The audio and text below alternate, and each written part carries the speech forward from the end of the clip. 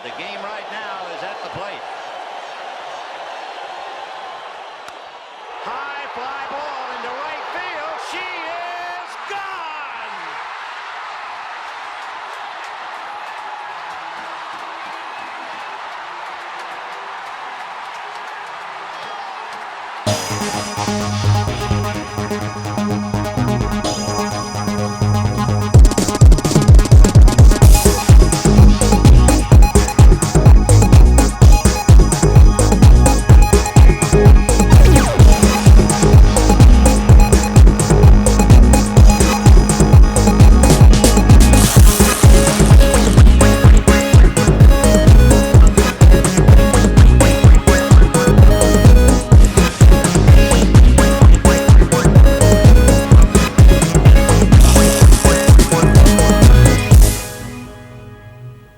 Welcome back once again to the Cincinnati Razorback Room in beautiful Northwest Arkansas. Getting around the 4th of July, and that means baseball is heating up. Today, what we're going to go through a little bit of the pitching cards, talking about the inner circle and how to read the statistical information on the inside of the pitching cards. Long time ago, started using some pitching cards when the game was still just basically spin the batter and enjoy the batter statistical information and have some fun like that. Somebody introduced the pitching card named Nick Panis. Great invention that he had. And in its infancy, it was something that made me really begin to think, what does this? How does it work? And so I began to do a lot of research. And in fact, not long ago, well, a long time ago in a lot of your lifespans, my lifespan not that long ago, I got to talk with a wonderful, wonderful man. I was at a Kansas City Royals ball game, and I got to talk with a wonderful, wonderful person named Buck O'Neill.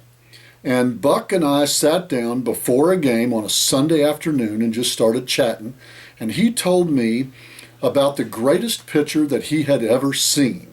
And he started telling me numbers that were not recorded numbers, but that were actual numbers, telling me that this pitcher had once struck out 21 batters in a 9-inning ball game, that he had once pitched 4 complete games in one day on a barnstorm tour, that he had once gone 3 weeks without giving up a single run. And he was telling me this legendary information about what he considered the greatest pitcher of all time, Satchel Paige.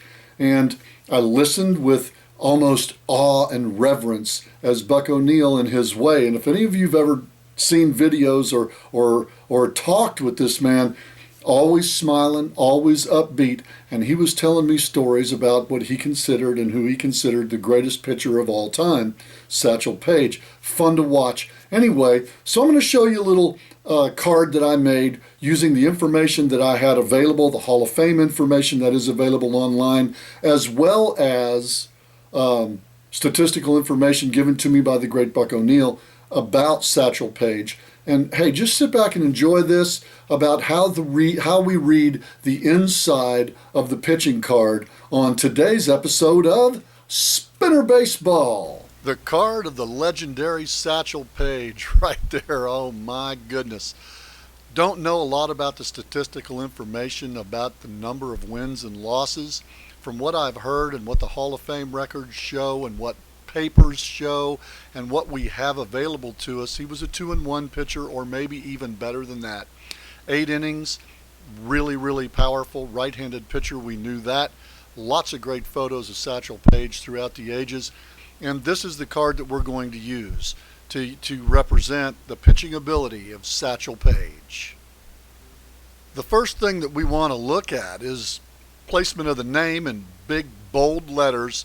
And I'm just going to use this blank circle and take you on a tour of what we do on the inside of the card. A lot of times we'll put the name, but we always put the name in a place where you can see it, because the most important thing about the card is finding out who the card represents. The first true rating that we give a pitcher is the number of innings that he can pitch and whether he is a starting pitcher or a relief pitcher. If the pitcher is rated with an S, that means he can start a ball game.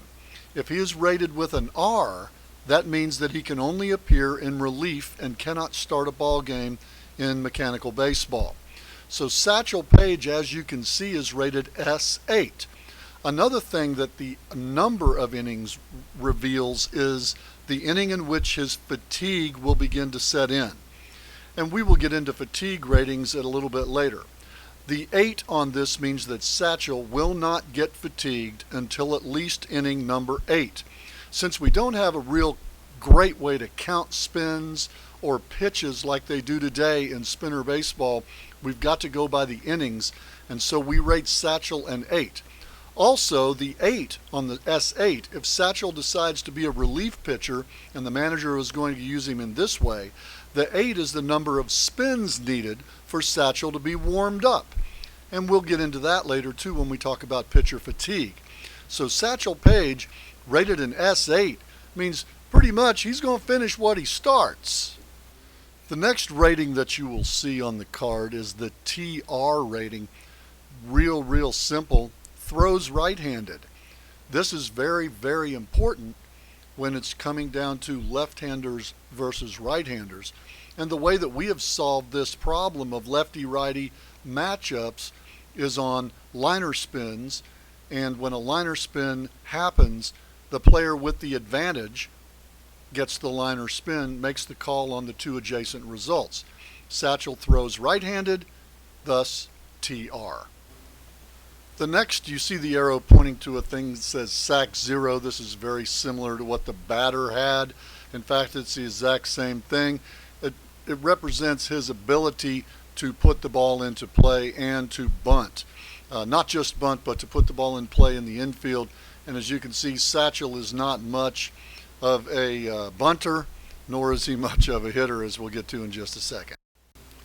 If you'll remember back to the previous episode, we talked about batters and their ratings on the B rating, which meant they batted left, batted right, or batted both. On pitching, the most important part of the pitching card is the letters on the outside of the pitching card. In fact, a lot of people don't even use pitchers to bat. And so what we've done with the pitchers is we followed Nick Panis's example, and we have created 12 cards. Why 12? Because 6 fit on a page makes it 2 pages. And each one of the cards represents a level of batting that is standardized and fairly accurate for a pitcher to be hitting in, or even a regular player who doesn't get to play that much to use. The numbers are 1 through 12, and we will show you those at a later time. Suffice it to say that number 12 is the worst of all the 12 batting cards. The next one that you see there is the speed and ability rating of the runner. Speed 0 to 5. Satchel's not that fast of a base runner. Ability, he was not renowned for his ability, and thus the 0. And so on all these, your sack rating 0 to 3, he's a 0. A B rating on the 12 standardized batting cards, he is a 12 out of that, which is the worst. He is a slow runner with very little base running ability. Satchel was a pitcher, not a glass of water. This next statistic that you see, or rating that you see on here, is one of the things that separates mechanical baseball from any other game. This is where the coach gets to come in and you get to actually play the game. This is the number of respins that Satchel Paige gets to use during his time on the mound in each game. He gets a +4. That is the maximum for any pitcher to use, and Satchel is as good as it gets. This statistic is based on a fairly new statistic called ERA+, and we consider Satchel Paige the top of the line. In fact, it's legendary about his ability to pitch in the Negro Leagues, and also he was the first Negro Leaguer inducted into baseball's Hall of Fame, thus giving him the maximum rating of a 4, equal to, let's say a Greg Maddux, or equal to a Mariano Rivera. He is in that type of company when we talk about Satchel Paige. And we will get into respins more in later episodes of Spinner Baseball. And now you see how to read the information on the Satchel Paige card.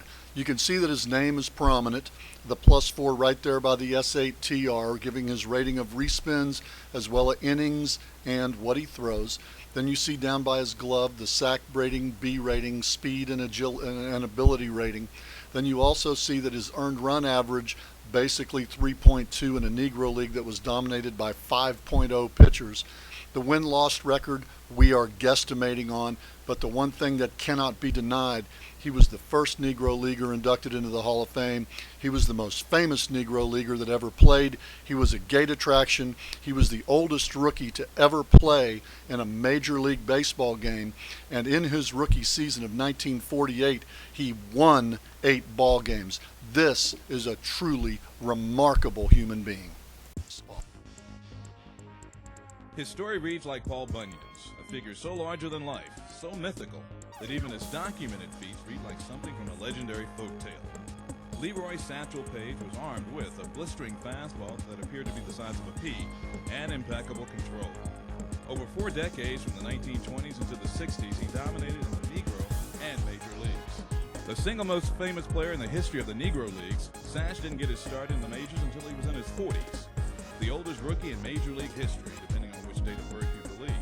Satch himself would never tell his exact age. Paige helped lead the Indians to a world championship in his debut season in 1948. And though his exact age may always have been in question, his baseball skills were not. Satchel had an outstanding fastball, one of the best fastballs I've ever seen. It was very live, and the greatest control that I've ever seen.